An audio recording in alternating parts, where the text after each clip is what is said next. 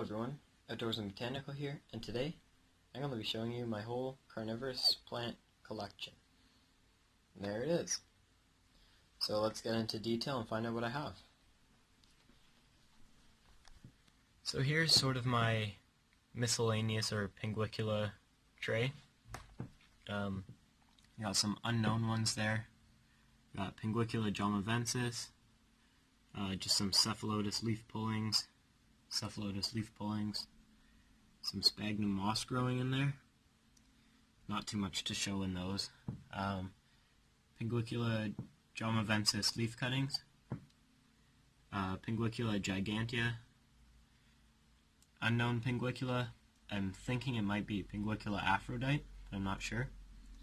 And these are just some Drosera leaf cutting sprouts, I guess you can say. These are Drosera multifida times extrema, or Drosera banana multifida times extrema. And then some more Pinguicula jamavensis leaf cuttings that have started to grow. And there are some tiny little Drosera, can't remember what those are called, but they're the ones that grow. Drosera prolifera. That's it. Some little tiny ones. And right here, we got our ant plants. These are doing pretty well. They're actually getting pretty big, as you can see. They got a nice color. See if I can get a close-up of the base of them. It's going to be hard to show.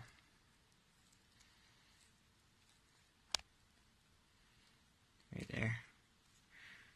So the codex on them, or the base, is a decent size. This one's pretty big. I will be selling a few of these. If you want one and you're in Canada, I can ship it to you. But yeah, so the ant plant, Monolena primuliflora.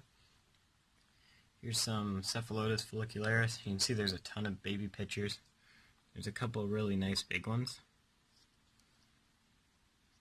Here is a little Cephalotus follicularis wall I made. As you can see, it's pretty vertical. And I did make a video of that, so I guess that's a bit of an update. I put a little Utricularia alpina there, hoping it'll crawl up. If not, then I'll just rip it out. There's some seedlings of that ant plant that didn't grow as well, as you can see. I sort of neglected those ones. Here's some Nepenthes. So there's a Nepenthes lingulata hybrid of something. It's only got like one picture on it right now, and it's very small. Here's a Nepenthes nausea. Again, very small. Here's a Nepenthes jacquelinae. Again, another small one. And these three are Nepenthes rafflesiana. And as you can see, we're starting to get some good pictures on them. This one's doing really well. This next one's going to be big. The leaf got like twice the size of this one, so I'm assuming the picture will be big. Plus the pictures are starting to get bigger every leaf.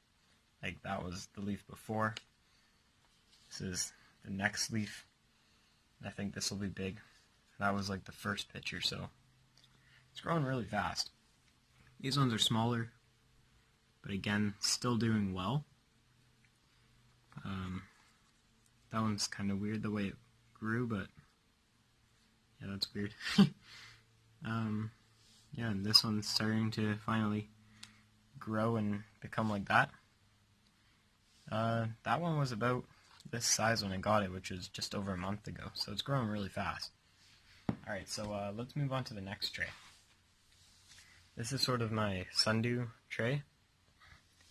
I got some Drosera natidula times pulchella. These are pygmy sundew. Not sure if that's full size yet. They seem to be doing alright. Here's a Drosera adelae. So you can see another little baby coming up there. Right there, that's another Drosera adelae. I'm experimenting with this one in a net pot because every time the roots hit air, they form a plant. So hopefully it'll get little plants out there and I can propagate it like that. As you can see, that root came to the surface and that's why, because it sort of wrapped around. So there's probably more under there somewhere. Nope, none on the bottom, but if it wasn't soaking wet, they would. So that's why I'm trying the net pot. Here I have some Drosera venusta. They're pretty small. I don't know why they grew so slow. I'm assuming they're almost a year old now, so they should be way ahead of that. But I think really what happened was they dried out and they almost died, and I watered them, and eventually they came back, and those are the only two that lived. So hopefully they do well in the future.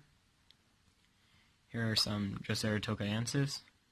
These are really nice sundews, very dewy, easy to take care of. They flower all the time, and yeah, they're pretty nice, especially in high light when they turn red like that. Really nice. They're pretty small too, so you can keep a lot of them in a small space. This is Drosera capensis, just a typical one. Drosera capensis narrowleaf. Again, Drosera binata multifida times extrema. Two different ones. They're small, so they don't have the extreme splitting leaves yet. Here's more Drosera tocayensis. Like I said, they flower all the time. There's some flowers coming up there. They haven't flowered in a while actually, but when they do, they seem to keep producing flowers for a while. So they must be nice and healthy then. And then, last but not least, Drosera nidiformis. So again, the same thing happened to these. That happened to these. They dried out and they didn't do too well. But they're coming back now and they're starting to get big leaves. So that's good. And here I just have some seeds of Nepenthes truncata. Nothing happened yet, so there's nothing to show. Here is a light bulb terrarium I made. It's just got some Drosera capensis in there and Utricularia sandersonii all over the bottom, and it's mounted to a rock. And it was pretty fun to make, but it looks like it's starting to crash now because the sundews are getting too big. But we'll see what happens. Yeah. So that's pretty much it. That's all my collection so far. I'm really getting into the Cephalotus and Nepenthes and Pinguicula. So I plan to keep mostly Nepenthes, Cephalotus, Pinguicula, and sundews. I sort of got out of the Utricularia. They took up a lot of space. They grew like weeds. They didn't flower as often as I hoped, so they sort of just looked messy. But yeah, that's my collection so far, and it's starting to finally grow big and look nice. So that's all for now. Thank you for watching. Check out some of my other videos, and as always, stay outdoors, be botanical, keep your hobbies, and I'll see you in the next video.